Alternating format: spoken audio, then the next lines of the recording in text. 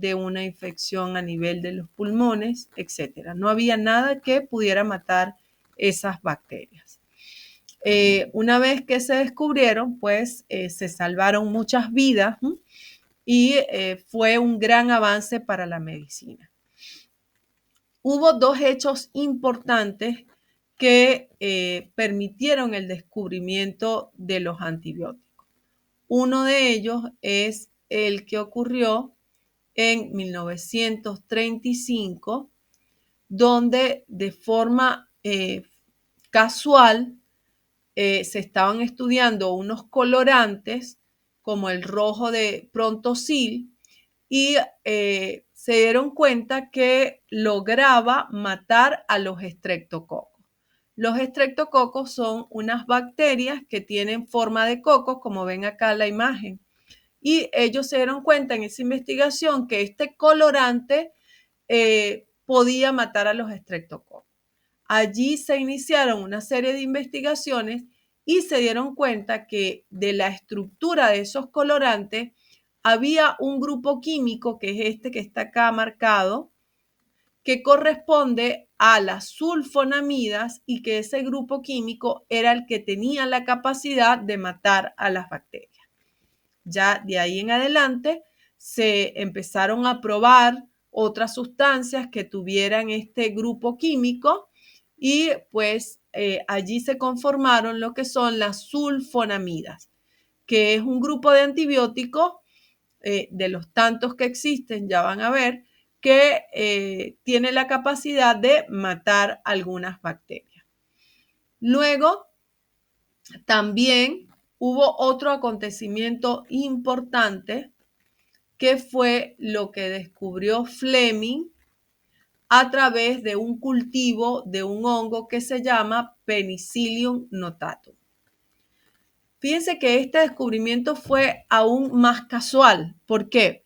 Porque este investigador estaba trabajando con este hongo y lo estaba cultivando. Los cultivos de hongos, de bacterias, de virus, se realizan en esto que ustedes ven acá, que es una cápsula de vidrio que se llama cápsula de Petri. Él estaba trabajando con el cultivo de estos hongos y resulta que ocurrió un evento que no le permitió monitorear su cultivo en los días que le correspondía. No pudo ir, suponte tenía que ir a la semana y no pudo ir. Él pensaba que cuando llegara a ver su cultivo, eso iba a estar todo contaminado. ¿Por qué? Porque evidentemente las bacterias atacan todo lo que pueden, lo que sirven de alimento. Su gran sorpresa fue que cuando llegó a ver sus cultivos de hongo, en estas placas de Petri, estaban completamente libres de bacterias. No estaban contaminadas, estaban súper bien los hongos. Y esto llamó la atención de este investigador y empezó a indagar por qué, si él esperaba conseguir algo contaminado, dañado, por qué no había ocurrido esto. Y pues allí se dio cuenta que el hongo Penicillium notatum produce una sustancia para defenderse de las bacterias y esa sustancia es la penicilina que todavía hoy en día se utiliza como antibiótico. Estos dos hechos, tanto el descubrimiento de la penicilina como el descubrimiento de las sulfonamidas con este colorante, marcaron el inicio de una época de oro en la medicina porque se inició lo que es la antibioticoterapia, ¿ok? Acá fue donde se empezaron a utilizar los antibióticos y se salvaron muchísimas vidas. Fíjense que él en 1928 ya anuncia lo que es el descubrimiento de este antibiótico, de la penicilina. Aquí les quiero mostrar cómo son las cápsulas de Petri, que son de vidrio, donde se cultivan virus, bacterias y hongos. Dentro de ellas se coloca una capa pequeña de una sustancia que se llama agar. y que se extrae de las algas. El agar es una sustancia gelatinosa que tiene todos los nutrientes para que crezcan virus, bacterias y hongos. Claro, dependiendo del virus, de bacteria o de hongo, hay que agregar alguno que otro nutriente, pero ya el agar de por sí tiene lo necesario para que puedan crecer. Acá tenemos un agar sin ninguna bacteria. Acá tenemos un agar donde se sembró una bacteria y ellas empiezan a crecer. Y esto es una foto de microscopía electrónica donde se ve ampliado lo que es la presencia de bacterias en un cultivo de agar. Aquí les quiero mostrar cómo se cultiva hongos del género Penicillium.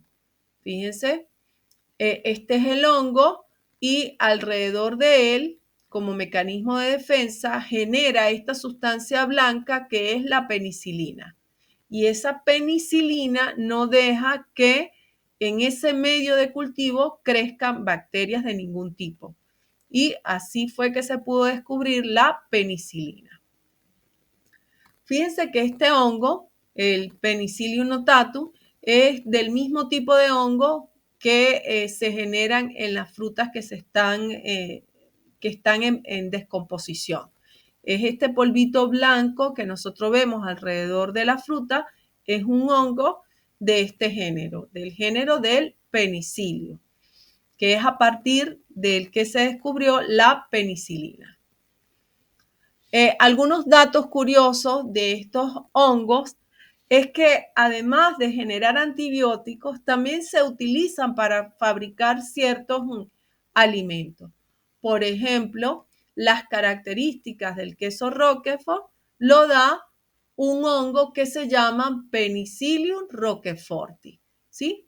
Ese hongo es el que le da las características, ese sabor, ese olor y ese aspecto característico al queso Roquefort. Bien, ya hicimos una pequeña introducción y hablamos de cómo fue el descubrimiento de este tipo de fármaco. Vamos a hacer la diferencia ahora entre dos términos, como son lo que es un antimicrobiano y lo que es un antibiótico. Cuando nosotros hablamos de un fármaco antimicrobiano, nos estamos refiriendo a cualquier fármaco que se obtuvo de forma natural o que se obtuvo en el laboratorio, que es capaz de inducir la muerte de cualquier microorganismo, es decir, de una bacteria, de un virus o de un hongo. Antimicrobiano no es específico. Puede generar la muerte o detener el crecimiento de cualquier microorganismo. Llámese bacteria, llámese virus o llámese hongo. Ahora, cuando nosotros hablamos de un antibiótico, nos estamos refiriendo a un antimicrobiano que tiene actividad antibacteriana, es decir, actúa sobre las bacterias, bien sea matándolas directamente o inhibiendo su crecimiento. ¿Ok? Los antibióticos se clasifican en dos grupos dependiendo del daño que causen a la bacteria. Tenemos los bacteriostáticos y los bactericidas. Los bacteriostáticos son los que no la matan, sino que impiden que siga desarrollándose y que se multiplique. Es decir, como que frena su crecimiento. Mientras que los bactericidas son los que generan directamente la muerte de la bacteria. Dentro de los bacteriostáticos tenemos algunos ejemplos como el cloranfenicol, la eritromicina, las sulfonamidas, las tetraciclinas, etc. Y dentro de los bactericidas tenemos los aminoglucósidos, los beta-lactámicos, las vancomicinas, etc. Entonces, importante conocer la diferencia entre lo que es un bacteriostático y un bactericida. El bacteriostático impide el desarrollo y la multiplicación de la bacteria, mientras que los bactericidas generan de una vez la muerte de la bacteria. Los antibióticos también se van a clasificar según su espectro de acción. Tenemos los antibióticos de amplio espectro y los antibióticos de espectro reducido. Dentro de las bacterias, nosotros vamos a tener una clasificación que son las bacterias gram positivas y las bacterias gram negativas. Voy a pasar a la siguiente diapositiva y luego regresamos. Fíjense, las bacterias gram positivas son las bacterias que tienen una pared celular bastante gruesa, bastante amplia, que es esto que está de color azul. Eso hace que esa pared celular tan gruesa, cuando se están estudiando las bacterias en el laboratorio, absorban una tinta que se coloca de forma artificial. Entonces, en el laboratorio se coloca la tinta. Si la bacteria tiene una pared celular gruesa, absorbe la tinta y cuando yo la veo en el microscopio, la veo coloreada. Esas son las bacterias gram positivas. Las bacterias gram negativas son las que tienen una pared celular muy delgadita, como ven acá, muy fina. Por lo tanto, cuando yo le coloco el colorante en el laboratorio, no va a absorber el colorante y cuando yo la observo al microscopio, la veo sin color. Bien, esta clasificación de las bacterias en gram positivas y gram negativas permite clasificar a los antibióticos en antibióticos de amplio espectro y antibióticos de espectro reducido.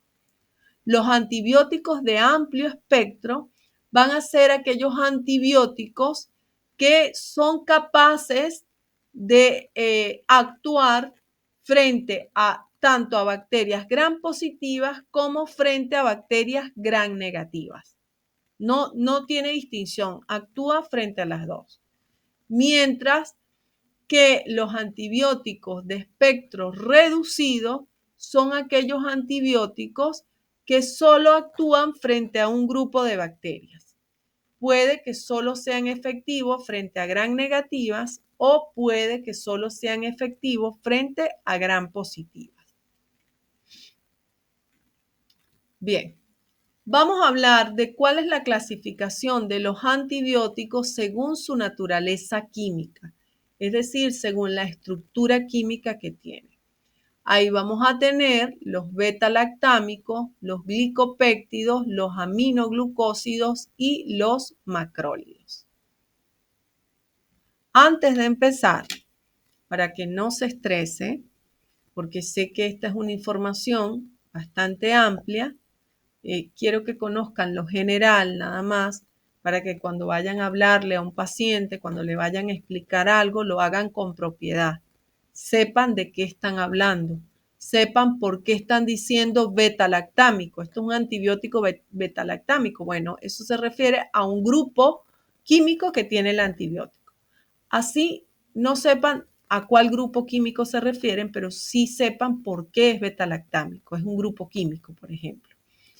Entonces, esta parte de la clasificación de los antibióticos en beta-lactámicos, sulfonamida, aminoglucósidos, etcétera, como tal, en la evaluación no se los voy a tomar. Les voy a tomar la primera parte, la clasificación de los antibióticos en amplio espectro o espectro reducido, si son bacteriostáticos o si son bactericidas, esta primera parte. Pero ya de aquí en adelante, lo que es la clasificación en beta-lactámico, no. Porque sé que es una información bastante amplia, ¿ok? Lo que necesito es que por lo menos ustedes sepan que existen esos grupos químicos y que sepan por qué algunos antibióticos son beta-lactámicos y otros son, por ejemplo, aminoglucósidos. ¿Ok? Les digo esto para que se relajen y que cuando yo les empiece a explicar todo esto, digan, oh, y nos tenemos que aprender todo eso. No. ¿Ok? ¿Cuáles son los antibióticos beta-lactámicos? Son aquellos antibióticos que dentro de su estructura química tienen este grupo químico que se llama beta-lactama. ¿Ok? Tiene oxígeno, como pueden ver, y tiene nitrógeno. Estos antibióticos pueden ser de origen natural o de origen semisintético, es decir, que se obtiene en el laboratorio. ¿Cómo actúan los beta-lactámicos? Recuerden que todos los antibióticos lo que quieren es o matar la bacteria o detener su crecimiento y multiplicación. Entonces, ellos actúan inhibiendo la síntesis de la pared celular. Si no se genera la pared celular, que es la pared que protege a las bacterias, entonces la bacteria va a quedar desprotegida y va a morir. Los beta-lactámicos constituyen una de las familias más numerosas de los antibióticos. Ellos se clasifican como antibióticos bactericidas de acción lenta, es decir, matan a las bacterias, pero no inmediatamente, ¿sí? Son muy poco tóxicos y tienen un amplio margen terapéutico. ¿Qué significa un amplio margen terapéutico? Que pueden actuar contra varios grupos de bacterias. Fíjense, acá les coloco una imagen de lo que es una célula procariota, que es la célula que tienen las bacterias, para que vean que acá está la pared celular. Y la pared celular, entonces, esta capa azul que protege a las bacterias. Si no se sintetiza esta pared celular, las bacterias quedan desprotegidas y pueden morir. Por eso van a ver que el principal mecanismo de acción de los antibióticos es impedir que las bacterias puedan sintetizar esta pared celular. Dijimos que los betalactámicos, ¿verdad? Son de amplio espectro porque pueden actuar frente a bacterias gram positivas, gram negativas y frente a otro grupo de bacterias que son las espiroquetas. Los beta-lactámicos, a su vez, se van a clasificar en 4 grupos, que son las penicilinas, las cefalosporinas, los monobactámicos y los carbapenemes. Las penicilinas, como ya vimos, son los primeros antibióticos que se descubrieron a partir de varias especies de hongos del género penicilino, ¿sí? Muchas de las penicilinas son de origen natural, pero hay otras también de origen sintético, es decir, que en el laboratorio se le hacen modificaciones a las penicilinas que generó el hongo para hacerlas más eficientes, ¿sí? Dentro de las penicilinas vamos a tener también una clasificación que depende de su origen, si es natural o es semisintética, y del grupo de bacterias que puede afectar. Así vamos a tener las penicilinas naturales, que son la G y la B. Tenemos penicilinas resistentes a las penicilinasas, que son unas enzimas. Tenemos las aminopenicilinas, las carboxipenicilinas y las ureidopenicilinas. Como ya vimos, estos grupos existen en relación a de dónde viene la penicilina y al espectro de acción, es decir, a qué tipo de bacteria puede atacar cada una de ellas, ¿sí? La penicilina G es uno de los antibióticos más utilizados porque puede atacar tanto cocos gram positivos como cocos gram negativos. Cocos son bacterias que tienen este crecimiento, así, esta forma redondita, por eso se llama coco. Las penicilinas se utilizan mucho, por ejemplo, para la Neisseria meningitis, que es una bacteria que causa la meningitis. Y también atacan las penicilinas a la Neisseria gonorrhoeae, que es la bacteria que genera la gonorrea. Dentro de los betalactámicos tenemos también la cefalosporina, que se genera a partir también de la fermentación de un hongo que se llama Cephalosporium acremonium. ¿Ok? Quiere decir que estos antibióticos son de origen natural. Aquí vemos cómo se observa el crecimiento de este hongo. Dentro de la cefalosporina nosotros vamos a tener 4 generaciones. Esas generaciones van desde la más antigua a la más actual. Así tenemos cefalosporina de primera generación, de segunda generación, de tercera generación y de cuarta generación. ¿Por qué van surgiendo cefalosporinas o antibióticos de diferentes generaciones? Porque recuerden que existe lo que es la resistencia a los antibióticos, que ese es el tema que ustedes van a investigar para el trabajo práctico. Las bacterias, a pesar de que son unos microorganismos muy simples, tienen una maquinaria que les permite defenderse de los antibióticos. Es decir, si una bacteria se enfrenta a un antibiótico una primera vez y el antibiótico no logra matarla del todo, sino que nada más la inhibe, ella toma la información del antibiótico y elabora una enzima, que es una sustancia química, que luego, cuando ella se vuelva a enfrentar a ese antibiótico, ella libera esa enzima y destruye al antibiótico. Eso es lo que se llama resistencia a los antibióticos, que se ha venido generando a lo largo de los años por el mal uso que se le ha dado a los antibióticos. Y ese es el tema que ustedes van a tener que investigar para el trabajo práctico.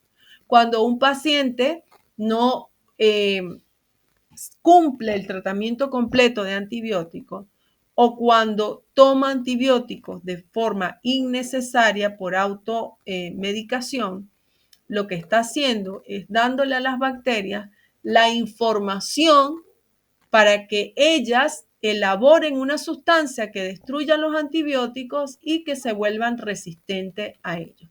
Por eso se van creando generaciones porque a medida que se usan los antibióticos, las bacterias van generando enzimas que lo destruyen y el uso de ellos va quedando restringido a un pequeño grupo de bacterias.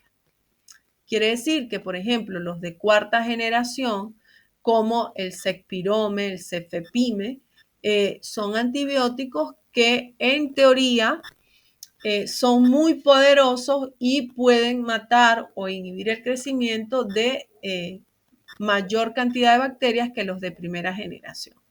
Digo en teoría porque hoy en día, como yo les he contado en otras clases, hay una fuerte preocupación a nivel mundial por el uso inadecuado de antibióticos. Se teme que pueda llegar un momento en que las bacterias se hagan resistentes a todos los antibióticos y entonces volvamos atrás. Volvamos a la era donde no existían los antibióticos y de una simple infección respiratoria o infección gastrointestinal podía morir un paciente. Bien, ¿qué debemos saber de la cefalosporina? La mayoría de ellas tienen administración parenteral, es decir, que se administran por vía endovenosa, intramuscular, etc. Aunque actualmente se están creando varias formulaciones para la vía oral, como por ejemplo existe cefalexina por vía oral, cefadroxil, entre otros. Las cefalosporinas tienen buena absorción gastrointestinal y tienen una vida media larga de 8 horas. Esto permite que se puedan administrar, dependiendo de lo que necesite el paciente, 1 o 2 veces al día. Mientras que hay otros antibióticos que tienen una vida media corta y hay que darlo cada 6 u 8 horas, es decir, cada 3 o 4 veces al día. Dentro de los beta-lactámicos, aparte de las penicilinas que ya vimos, la cefalosporina, tenemos también los monobactámicos, como el Astrionam, por ejemplo. Actualmente él es el único monobactámico comercial disponible que existe y se caracteriza por tener muy buena acción frente a las bacterias gram negativas. Solo frente a ellas, porque frente a las gram positivas no tiene ninguna actividad. Hay otro grupo de beta-lactámicos como son los carbapamenes. Los carbapamenes son los que presentan dentro de los beta-lactámicos el mayor espectro de actividad. Algunos de los carbapamenes más característicos son, por ejemplo, el imipimen. Este imipimen fue el primero de estos antibióticos que se desarrolló en el uso clínico. Y este tipo de antibióticos también se obtiene a través de un hongo del género Streptomyces.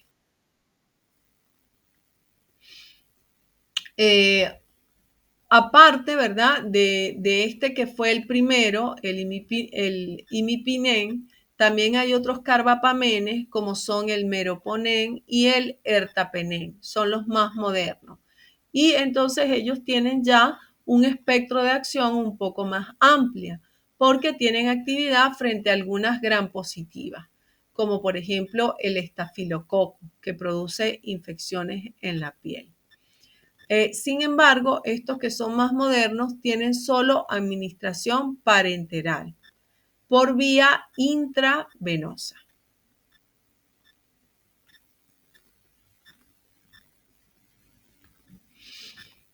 Tenemos el segundo grupo de antibióticos que son los glicopéptidos.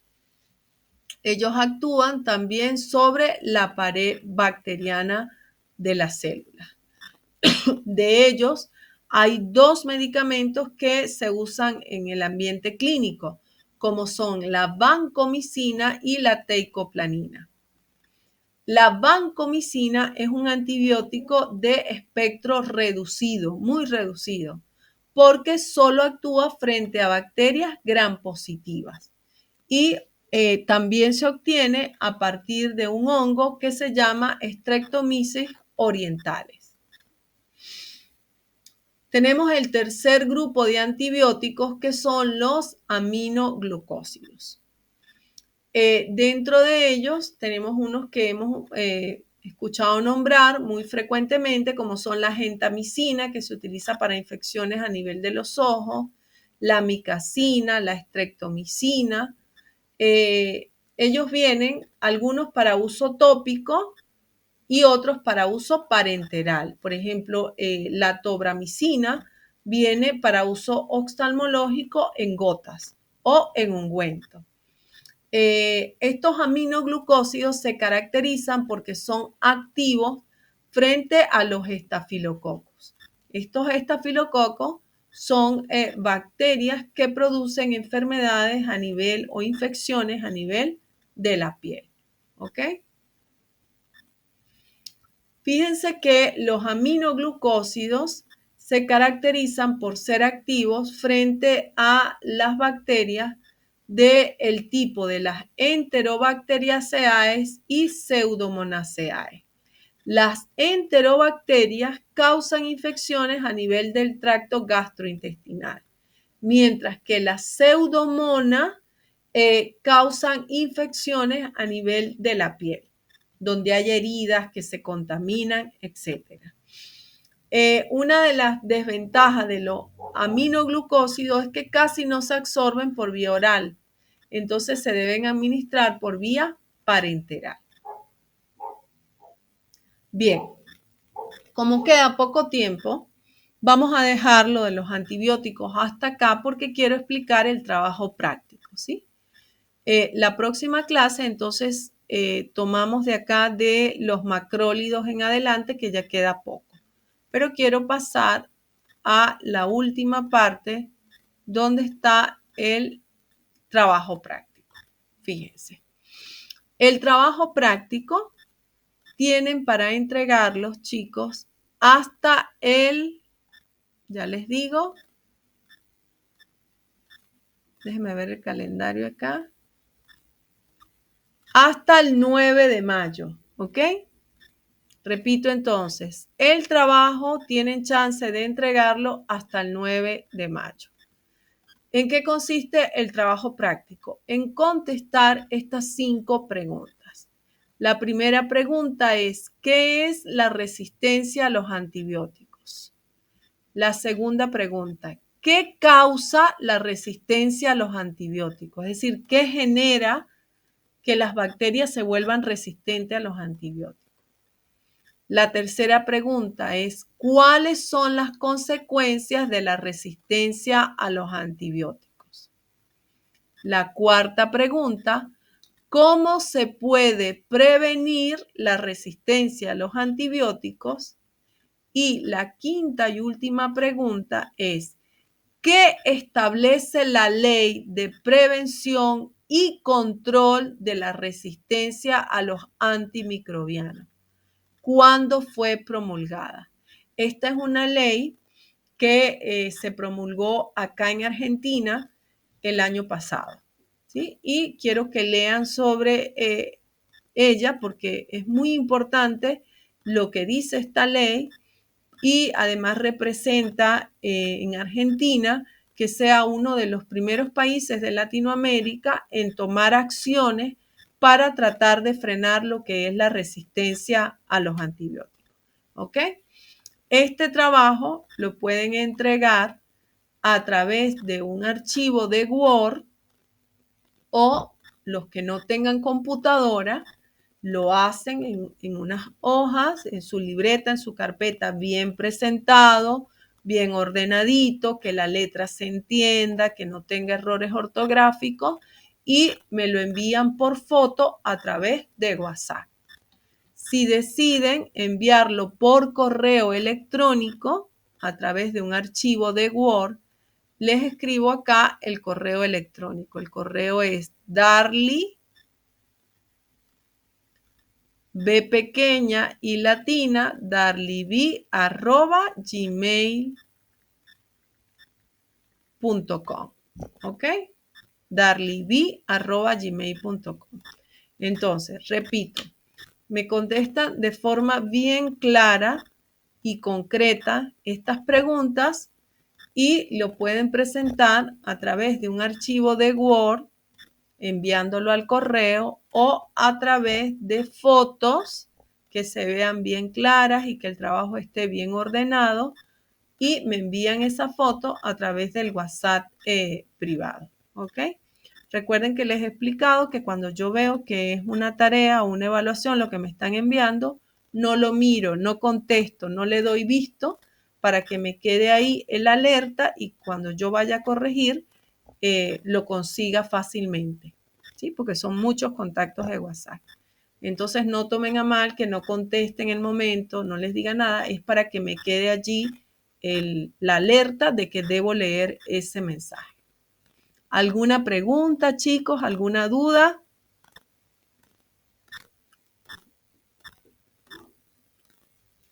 Los escucho.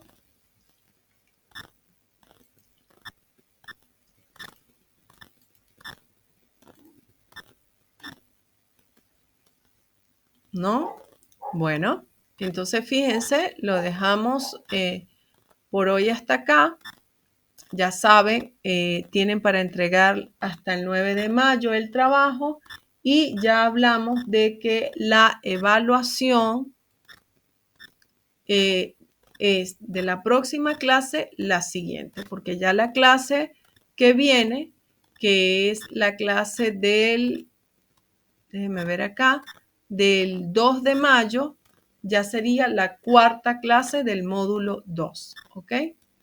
Entonces, el 9 de mayo ya es la evaluación del módulo número 2, ¿sí? Es decir, que el mismo día que hasta donde tienen chance de entregar el trabajo, ese mismo día es la evaluación del módulo número 2. Si están en la clase, por favor, Dana, Tatiana y Brisa, necesito no se retiren para que coordinemos lo que tenemos pendiente, ¿ok? Del módulo anterior. Bueno, chicos, si no tienen ninguna pregunta, ninguna duda, los despido. Que les deseo una bonita noche, que tengan una excelente semana y cualquier cosa nos estamos hablando por WhatsApp. Que tengan feliz noche. Chao. Chao, Patricia, a la orden.